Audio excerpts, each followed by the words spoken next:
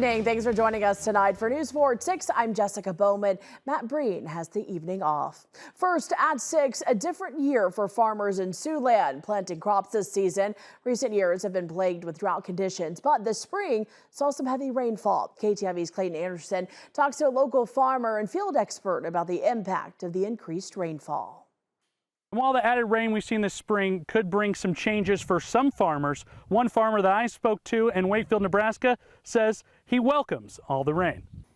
We could have some areas in those low spots that drowned out or don't grow anything, and obviously those will yield zero, but the surrounding areas, the fact that we've got moisture to work with should net us quite the bounty come harvest time. Adam Beckenhauer, a farmer in Wakefield, Nebraska, who farms around 2,000 acres, says since April 16th, he has logged just under 15 inches of rainfall, something that has not been normal in recent years.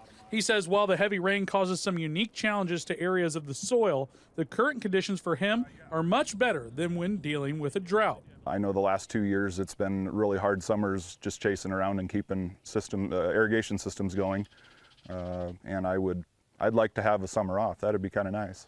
Beckenhauer says he has already planted his fields and decided to not make any changes to maturities of corn or soybean hybrids. Although some farmers in Siouxland may not make the same decision compared to what they are seeing in the fields.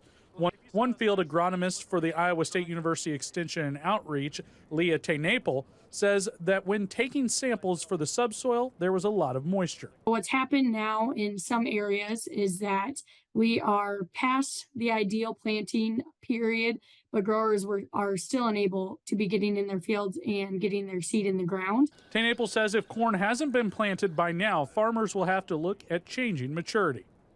We might want to look at getting a shorter day hybrid so that corn is able to mature faster. While Beckenhauer is not changing the maturity of hybrid he is planting, he says Mother Nature determines what he does on an annual basis.